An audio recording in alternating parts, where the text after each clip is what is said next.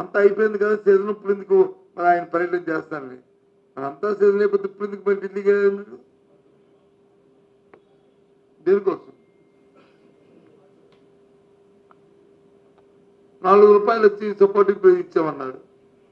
ఏదో 3 లక్షలు 2 లక్షలు టౌన్లు చెప్పారు. ఎవరికి ఇచ్చా చెప్పండి.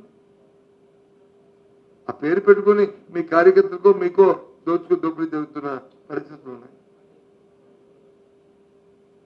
అలాగే పొగాకు రైతులకు వెళ్ళిన తర్వాత అప్పుడు ఢిల్లీకి పరిగెత్తి మళ్ళీ ఆ ఢిల్లీలో ఉన్న ఆ కేంద్ర మంత్రిని ఎవరినో ఇక్కడ తీసుకొచ్చి చెప్పారు తప్ప వాళ్ళకి దేశమెత్తు ప్రయోజనం కలగలే.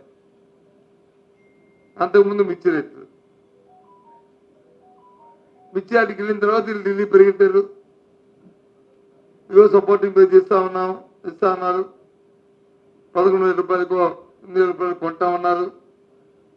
ఒక టన్ను కూడా కొన్ని పరిస్థితి, 1 కిలో కూడా కొన్ని పరిస్థితి జరగలే. మాటల వరకే పరిమితాయి.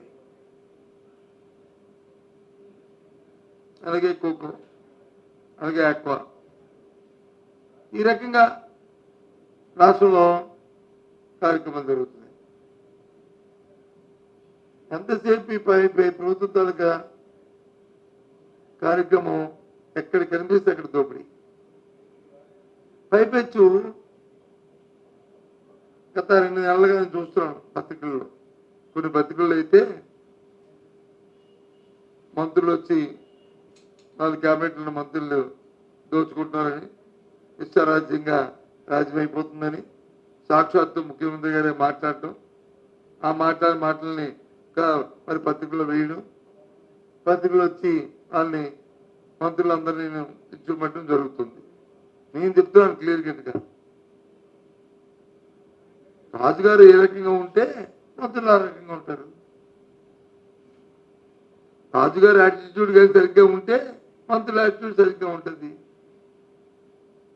రాజుగారి తాలూకా ఆలోచన దోపిడీ అయితే ఇప్పుడు మంత్రులు ఏం చేస్తారు పాపం? అది పెద్ద దొంగ చెడు దొంగ అనుకుని మంత్రులు వేసుకుంటారు అంతే. దీంట్లో ఈ కొత్త ఏముంది? ఇదేమి మనం చూస్తున్నాం కదా సమాజంలో జరుగుతున్న కార్యక్రమాన్ని. దాని గురించి పెద్దగా మనం ఆలోచించి ఊహించవలసింది ఊరికి పత్రిక.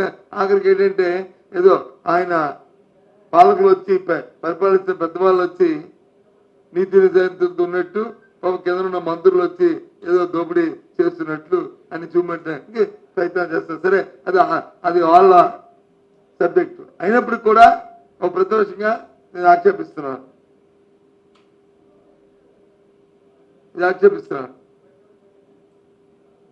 అయ్యా, మీరు మీ పరిపాలన, మీ ఆలోచన విధానం, మీ పరిపాలన విధానం సరిగ్గా ఉంటే అందరూ సరిగ్గా ఉంటారు. మీ మంత్రులు, మీ క్యాబినెట్, మీ ఎమ్మెల్యేలు అందరూ సరిగ్గా ఉంటారు. మీకు ఆలోచన తప్పన లేదు కాబట్టి కింద వాళ్ళు కూడా అదే రకంగా ఉన్నారు.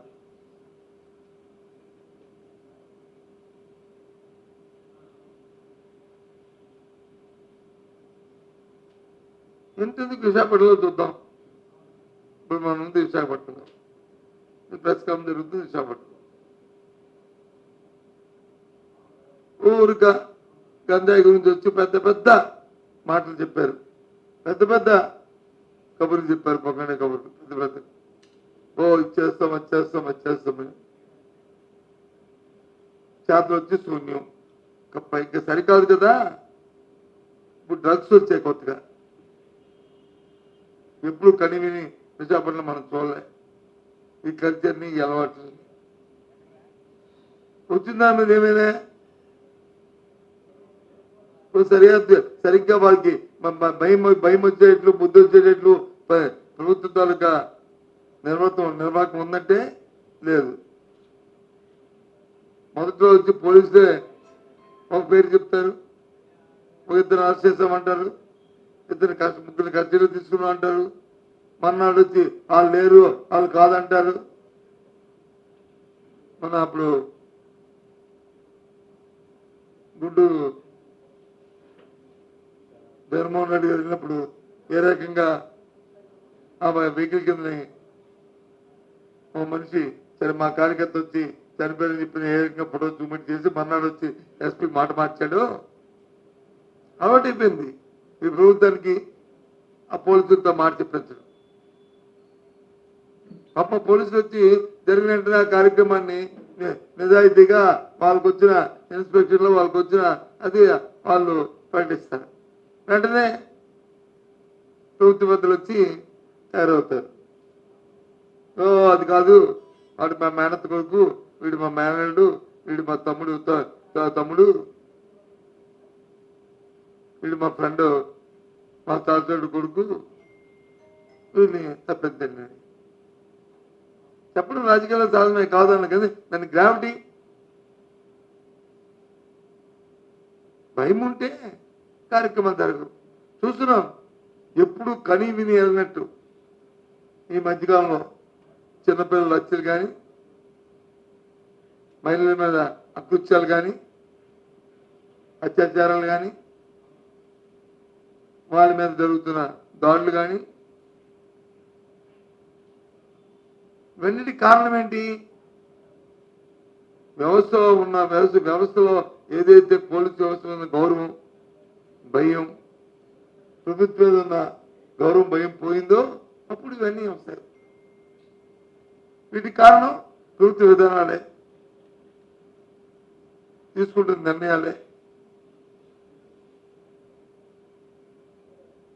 బట్టి సెక్రటరీ అడగండి జలంధర్కి వెళ్ళి ఏ రకంగా మీ వ్యవస్థ తయారుగా ఉందో తెలుస్తుంది. ఇవాళ ఎప్పుడు చూస్తాను, రేపు ఎప్పుడు ప్రశ్న పెడతాను, దాన్ని పూర్తిగా నేను కూడా సమాధానం తెచ్చుకోండి.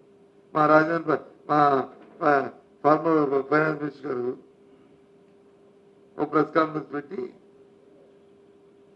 ఈ ప్రభుత్వం వచ్చి ఏపీఎండీస్ లో లోన్ తీసుకున్నారు ఇన్ని కోట్ల రూపాయలు,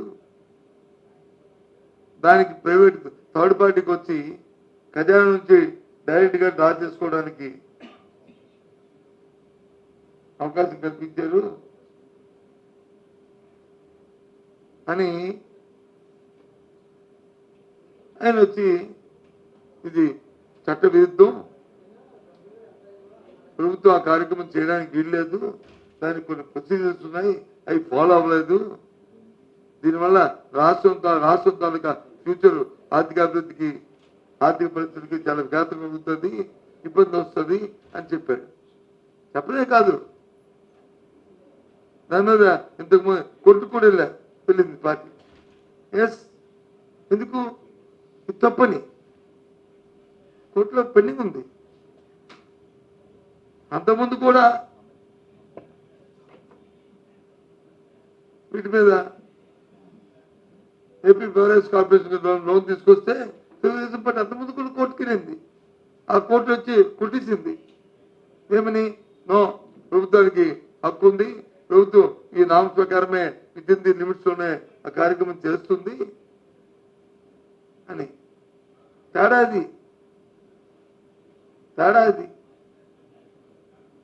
దానికంటే దేశద్రోహం అంటే ఏంటి? దేశద్రోహం నువ్వు చేసిన దేశద్రోహం, మీరు చేస్తున్న దేశద్రోహం.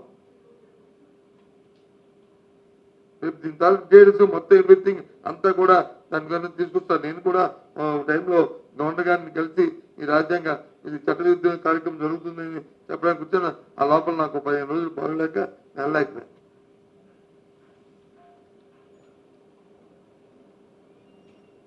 ఇంకా విశాఖపట్నం మనం చూస్తున్నాం, ఇవాళ పత్రికలో చూశాను, ఇవాళ అంతకుముందు 2 రోజుల ముందు చూశాను, ఒక వారం రోజుల ముందు చూశాను. ఇప్పుడు ఒక పత్రిక అయితే ఏదో బురదల్లాగా రాశారు. నాకు ఒక పత్రిక అదే, అన్ని పత్రికలు రాసే పార్కులు కబ్జా చేసేస్తారని.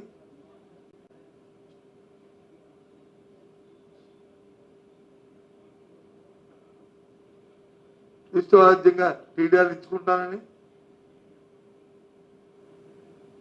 మరి ఏమవుతుంది గవర్నెన్స్ అంటే? దొరికింది కదా అవకాశం అని చెప్పి దోచడమే.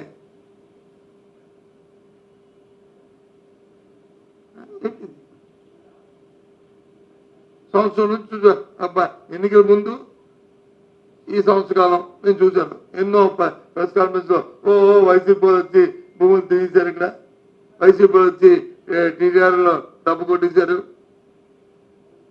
వైసీపీ అధికారంలో వచ్చి చేశారు. ఏది మరి సంవత్సరాల అధికారులు మీరే ఉన్నారు కదా, మరి చెప్పండి పేర్లు, చెప్పండి, రికవరీ పెట్టండి, చేసే వాళ్ళని శిక్షించండి. ఎందుకు శిక్షించరు? ఎందుకు కార్యక్రమాలు చేయరు? అంటే మాట వరకేనా? మాట వరకేనా చెప్పండి? పని చేయరా? సాక్షాత్తు నిన్న రేపు ఉదయం లెటర్ తయారు చేశాను ముఖ్యమంత్రి గారికి, చీఫ్ సెక్రటరీకి, అందరికి కలిసి మీకు లెటర్ రిలీజ్ చేస్తారు రేపు ఆ విషయాన్ని. ఇక్కడ జరుగుతున్న భూభాగత్వం రేపు రెండో నేను లెటర్ మీద తీసి ఆ విషయాలు కూడా నేను చెప్తాను. నేనే కాదు, సాక్షాత్తు అధికారులు కొంతమంది ఎమ్మెల్యేలు కూడా లెటర్ రాశారు.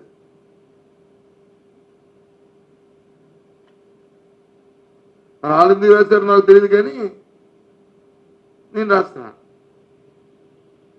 వాళ్ళు నప్పక రాశారా, నప్పి రాశారా, లేకపోతే పేద ప్రభుత్వం తెలియదు, కానీ ఇది